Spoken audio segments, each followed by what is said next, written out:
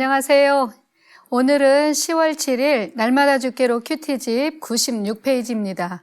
성경 본문은 구약성경 잠언 17장 21절로 28절의 말씀입니다. 이 말씀을 가지고 슬기로운 사람이 되는 방법이라는 제목으로 큐티 가이드를 시작하겠습니다.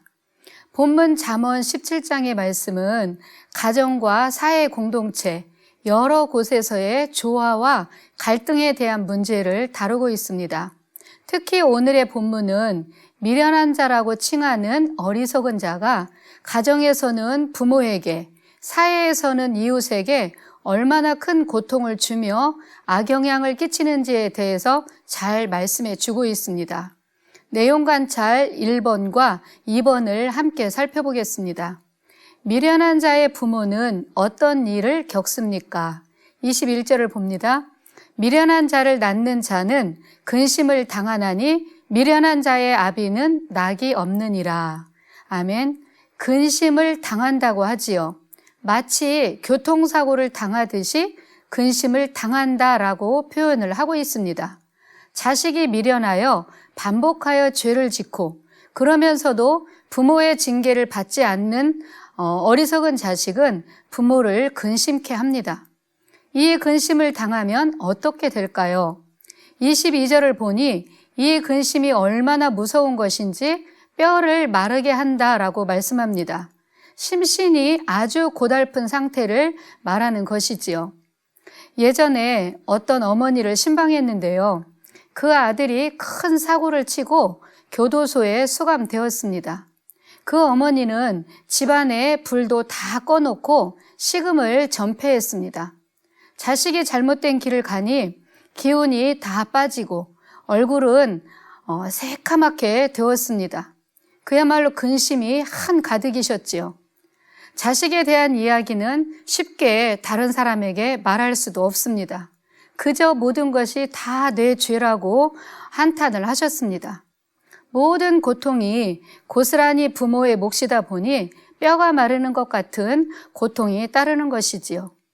이렇게 미련한 자식은 부모에게 말로 다할 수 없는 고통을 안깁니다. 그 고통으로 인해서 부모는 삶의 기쁨이 다 사라집니다. 인생의 모든 즐거움이 다 사라지게 되는 것이지요. 창세기 36장을 보면 이삭이 쌍둥이 형제 에서와 야곱을 낳았습니다. 같은 자식이라도 형 에서는 부모의 말씀을 어기고 이방 족속이었던 가나안 여인들, 즉 헷 족속의 딸들로 아내를 맞아서 결혼을 했습니다. 그것이 부모에게 큰 근심거리가 되었지요. 특히 리브가는 에서의 아내들인 헷사람의 딸들로 인해서 내 삶이 싫어졌다라고 했습니다. 얼마나 마음이 힘들고 아팠으면 살고 싶지 않다라고까지 했을까요? 어머니로서 그 마음이 얼마나 힘들고 답답했는지 가늠할 수 있는 말씀입니다. 부모는 자녀가 순종하고 바르게 살아가면 그보다 더 큰 기쁨은 없을 것입니다.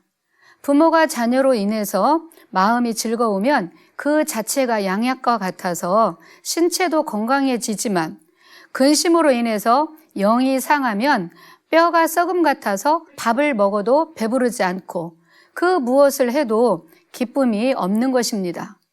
또한 없던 병도 생기는 것이지요. 세 번째, 말을 아끼는 자에게 무엇이 있습니까? 27절을 보겠습니다. 말을 아끼는 자는 지식이 있고 성품이 냉철한 자는 명철하니라. 아멘. 말을 아끼는 자에게 지식이 있다고 하는데요. 이 말은 반대로 지식이 있는 사람은 말을 많이 하지 않고 신중히 한다는 것입니다. 하나님을 믿음으로 하나님을 아는 지식이 있는 사람은 상대방을 배려합니다. 상처를 입힐까 봐 아무 말이나 쉽게 하지 않지요. 성령에 의해 절제되고 통제된 언어로 다른 사람을 세우고 살리는 말을 하는 것입니다. 반대로 입이 열려있는 사람은 함부로 말하고 쉽게 말합니다.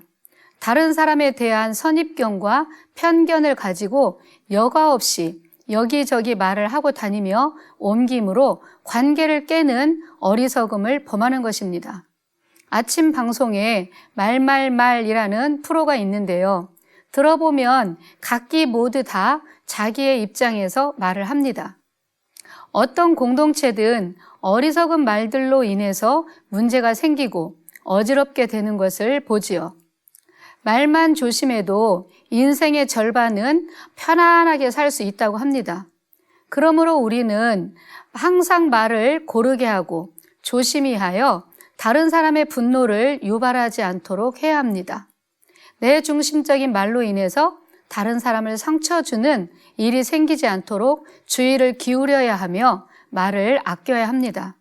네 번째 연구와 묵상입니다. 신중하게 말하면 미련한 자가 지혜로운 자로 여겨지는 이유가 무엇인지 묵상해 봅시다. 28절을 보겠습니다.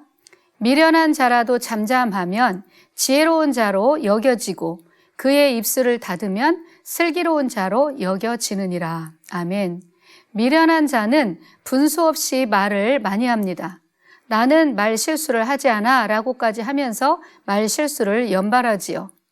그러면서도 자기 자신을 똑바로 보지 못하고 오히려 자신을 다른 사람보다 높게 여기고 더 낮게 여김으로 다른 사람을 충고하며 가르치려고만 합니다. 그렇게 말을 많이 하다 보니 자신의 허물과 미련함을 다 드러내고 마는 것입니다. 또 어떤 사람은 자기의 지식이나 자기가 알고 있는 것들을 쉴 새 없이 자랑하는 어리석은 자도 있습니다. 우리 옛말에 침묵이 금이다라고 한 말이 있듯이 오히려 지식이 좀 부족하고 아는 것이 좀 적을지라도 입이 무거워 잠잠하면 오히려 슬기로운 자로 여겨질 수 있습니다. 잠언 10장 19절 말씀을 보면 말이 많으면 허물을 면하기 어려우나 그 입술을 제어하는 자는 지혜가 있느니라 라고 말씀하고 있으며 야고보 사도는 야고보 3장 2절에 우리가 실수가 많으니 만일 말에 실수가 없는 자면 곧 온전한 사람이라 능히 온몸도 굴레 씌우리라 고 합니다. 다섯 번째, 삶의 적용입니다. 내가 주변 사람들에게 말과 행동으로 마음의 즐거움을 주기 위해서는 어떻게 해야 할지 생각해보고 실천하는 하루가 되었으면 좋겠습니다. 우리가 부모로서 자녀를 위한답시고 또는 친구로서 상대방을 위하는 마음에 옳은 말을 할 때가 있습니다. 그런데 아무리 옳은 말이라 할지라도 투박한 용기에 담아서 말을 전달했을 때 역효과가 났던 것을 경험했을 것입니다. 예쁜 용기에 담아서 조심히 전달하는 훈련을 함으로써 서로가 세워지는 복된 삶이 되시기를 소망합니다. 감사합니다.